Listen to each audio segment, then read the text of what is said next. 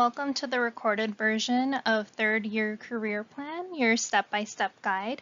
So this workshop is really designed to be a guide for you to go over things that are important for you to keep on your radar during your third year at UCR. Some of these things may or may not pertain to you. It depends on what your career goals are, but we do want to communicate these to you now because if it's something that you do foresee for yourself as part of your long-term or short-term career goals, it's important to start thinking about and taking action on these things during your third year.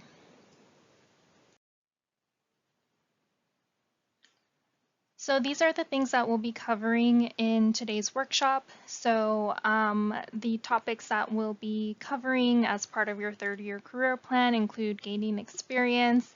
It's important to continue to gain experience to build on the skills that you need. If you have watched some of our other career plan videos or some of our other workshops, you might be familiar already with the NACE career readiness competencies. If not, don't worry, we will go over them in just a little bit.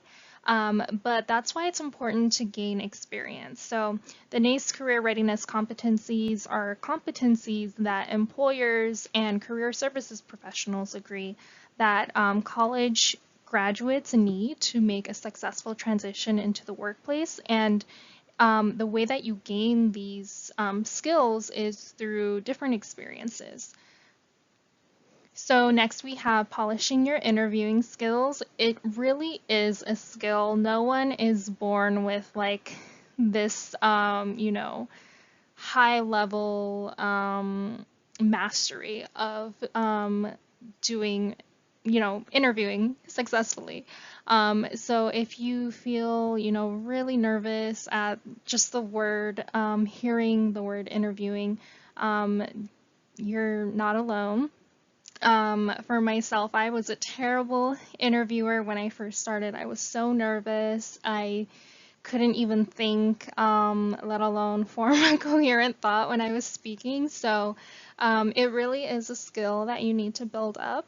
And if you haven't already started doing so, we highly recommend that you start building on these interviewing skills now because it's possible, many of you might be seeking internship positions for next summer and you will have to interview for those. So it's important to start developing these skills now so you can perform better in the interview and be able to not just perform, but to really communicate effectively what your skill set is and what you can offer to an employer.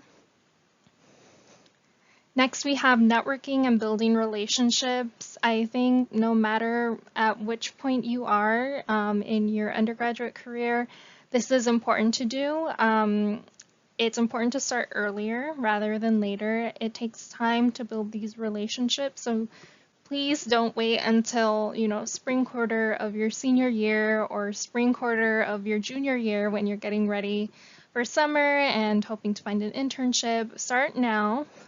So when you get to like maybe winter or spring of your junior or senior year and you're still looking for an internship or a full-time job, you can activate those networks then.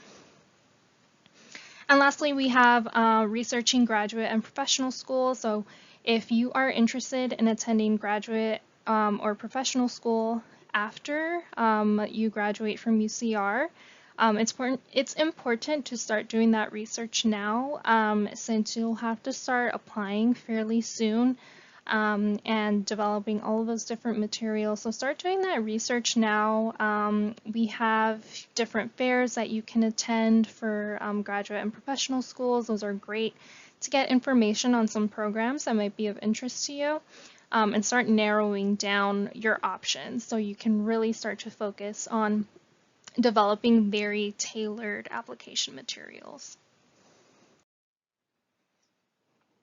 So by the end of this workshop, we hope that you'll be able to describe different opportunities to gain experience. There is more than just an internship to gain experience. There are so many different ways beyond that to gain valuable experience and valuable skills for your next phase in your career. identify how to build your interviewing skills. And then lastly, we have list what to consider when thinking about graduate or professional school. So it's more than just, this isn't even on the radar, but going to graduate or professional school because you don't know what to do or because you see so many of your peers doing it is not something that shouldn't be the only reason that you're attending graduate or professional school. So we'll talk about some of the things that we recommend that you consider before you make that decision and before you make that investment. At the bottom, we have our NACE career readiness competencies that are associated with this workshop and this topic. So we have career and self-development. So all of the career plans are really about identifying ways that during this year of your college career, how can you build towards this career of your choice? How can you get closer towards your goals? Then we have critical thinking. So now that you've identified a goal, you know where it is that you want to go, how can you determine the types of experiences or even in some cases, the education, whether it's graduate or professional school, that might be best for you in order to get to where you want to go? Here we have our full list of the NACE career readiness competencies. So NACE stands for National Association of Colleges and Employers. Numerous college career centers and employers are members of this organization, and they have come together to agree upon this set of competencies that they believe broadly prepare college graduates for a successful transition into the workplace. And the great thing about these competencies is that you can acquire them in so many different ways and settings. So we hope that, continuing to engage in our services, getting involved on campus or off campus, you will start developing these different competencies so that you can make that successful transition into the workplace upon graduation. So first I want to talk about gaining experience. So experience, if you haven't attended our resume writing workshop, experience can look in so many different ways. It is so much more than an internship. It can be volunteering, research, a part-time job, involvement in student organizations, and more. There are so many more things that falls under that umbrella of experience. It's a really broad and loaded term. So you have already, through the course of your college career so far, you have been gaining some kind of experience. You've probably done assignments in your courses. You might have done group projects. Those are all experiences, and you're developing the different skills that we saw in the NACE career readiness competencies. So, communication, collaboration, or teamwork. You might have used technology to some extent. You might have taken a leadership role in one of those projects. And you might have also become involved in like student orgs, research, volunteering. You might have a part-time job on campus or off campus as well. So all of these things are what make up experience. And one of the common things that I hear from students is, I don't have any experience because it's not related to my career goal or to my field of study. And whenever they say that, I always know it's not true, because we start talking about some of the things that they have done, whether it's in class or outside of class, and I can learn more about their skill sets and what their interests are and what they're good at. So they are able, by the end of that 30-minute or so session that we've had together, we do realize that the student has so much more than they initially said. So when you think about experience, please don't just limit it to, an internship.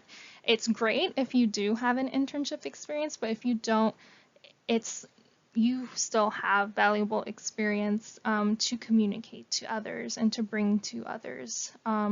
So that's kind of the whole spiel with experience.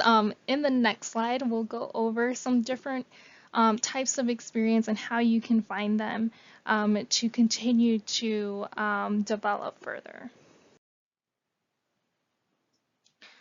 So on this slide, we have different resources that you can use to search for experience so that you can gain additional experience, build on those skills that you already have, develop in ways that you may not have already. So of course there is the undergraduate research portal. This is a great starting point if you're interested in research. When you go to the portal, you can filter by your college and search for things that faculty members in your college are currently doing. If you don't find anything on the research portal, sometimes there's nothing posted. What you can do is I highly recommend that you go to the faculty page of your college website and start researching faculty. Research what it is that they research, and they often have websites of their own, and I find that sometimes they will have the application or a posting for research assistance on their personal, or I should say professional website, and this may not be on the portal. So I highly recommend if there is a faculty member or an area that you're really interested in, or if you can't find what you're looking for on the research portal, make sure that you go to the faculty page on your college website, do that research there. And when you find something that you're interested in, hopefully you can apply through that website.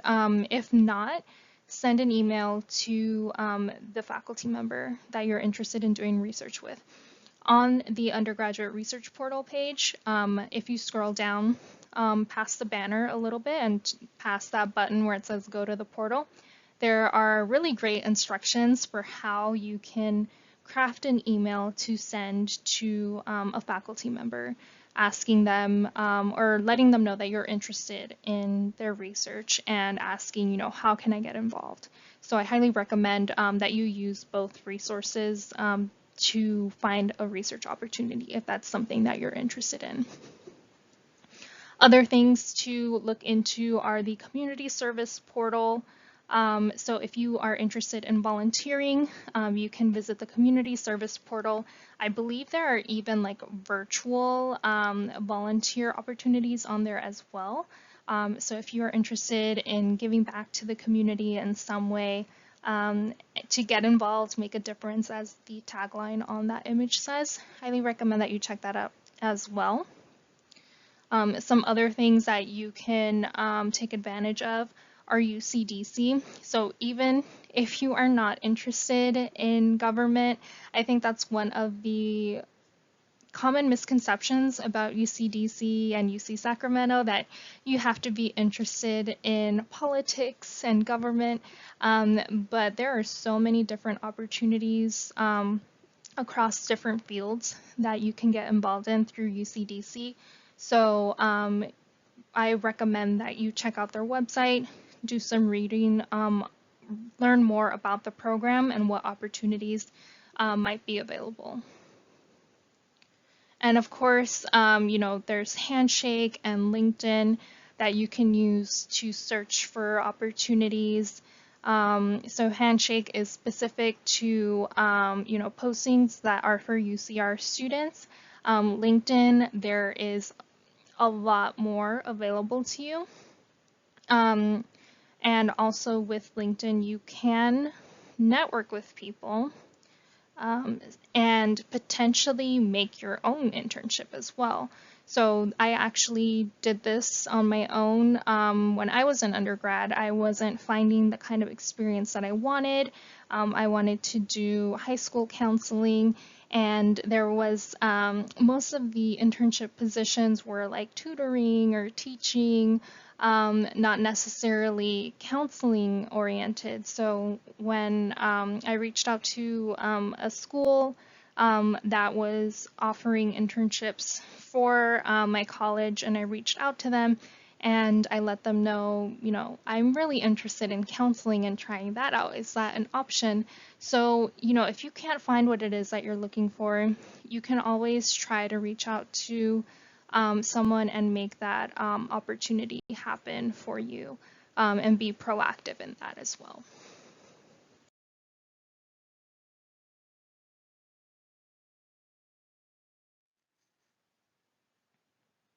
So, as I've already mentioned, interviewing is a skill that you can develop and continue to build on. Some ways that you can get started with building on these interview skills is attending the ACE the Interview workshop. And if you identify as an introvert, I would also recommend attending Interviewing for Introverts. This workshop is really great because I think as introverts, sometimes we are told that we aren't as good at things as extroverts. For example, with interviewing, I think the common misconception is that extroverts perform better when it comes to things like interviewing and networking. But this workshop really takes a look at, your unique strengths as an introvert, and informing you on how you can use those strengths that you have as an introverted individual and how you can apply that to interviewing, for example. So I highly recommend that you check that one out if you do identify as an introvert. But to get started, I would recommend ACE the Interview for sure. To take it to the next level, so after you've attended these workshops, you have a better idea of things like the STAR method, and how to approach behavioral-based interview questions. I would recommend that you practice using our mock interview platform called Standout.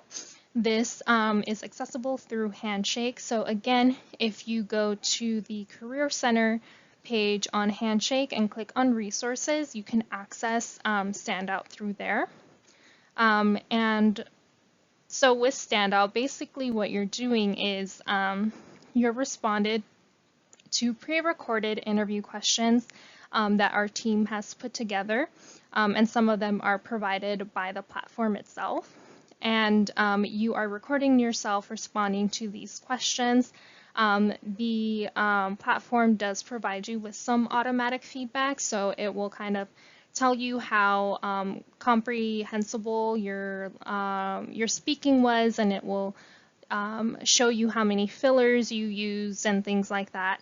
You can also replay it, and you're able to see, what it is, like your nonverbals. You're able to view those yourself. After you complete your practice interview on Standout, you can send this practice interview to your career specialist. And I would recommend that you do so and make a mock interview critique appointment with your career specialist to get some feedback on these questions. And you could also, if you prefer not to go the route of using Standout, you can make the mock interview critique appointment type, and you would be able to practice questions with your career specialist as if you were doing like a live interview, either virtual or in person, and you would be able to get feedback and practice questions and go over some of the different logistics of interviewing as well. However, with employers using more and more virtual interviewing tools such as HireVue, I would recommend that you do some practice with Standout, because one of the things that I hear from some of my former students that is difficult with this type of interviewing is that you are not talking to anyone. You are recording yourself and you are not getting any kind of feedback or interacting with anyone. So it can be kind of awkward, and it makes it a little bit more difficult in that sense. So regardless, I think it is a great experience to have. So I recommend that you do some practice through Standout, but also do some live practice as well.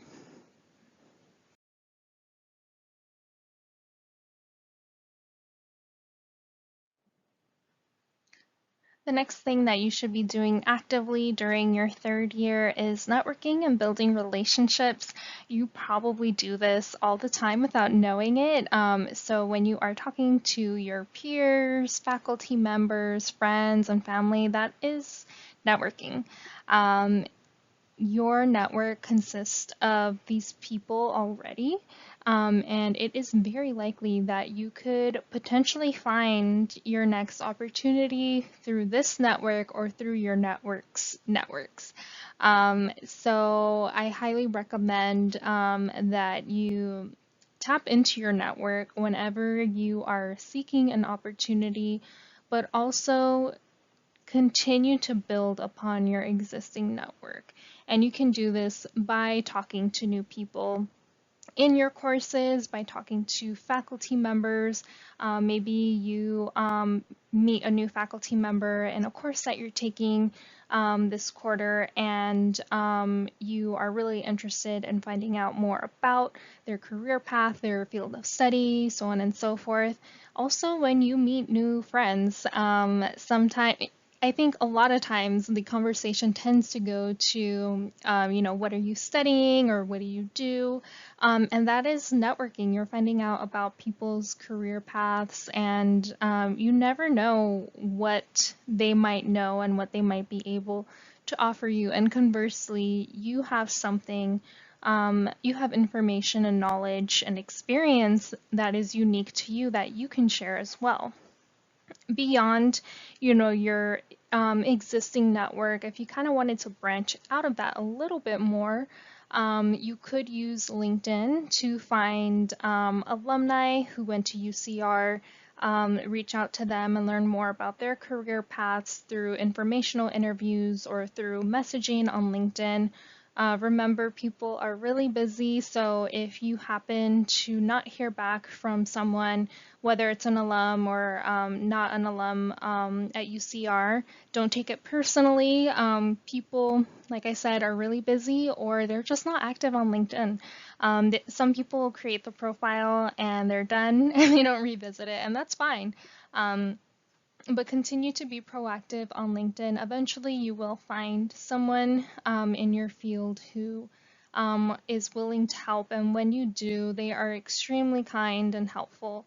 And it can be really beneficial to your career development.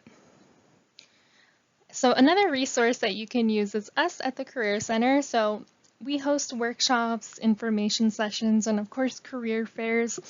And we bring employers and representatives from these companies and organizations to come talk to you, even at workshops. Some workshops we do have a guest co-present with us, and this guest is often someone from from an employer, a company or organization that we work very closely with, and they're able to share their insight as an employer. And, after you attend that session or panel or career fair, we always recommend that you follow up via LinkedIn or email, depending on what the employer representative prefers, so that you can continue to build on the conversation that you were having in the session or the fair, and expand on that relationship that you've established.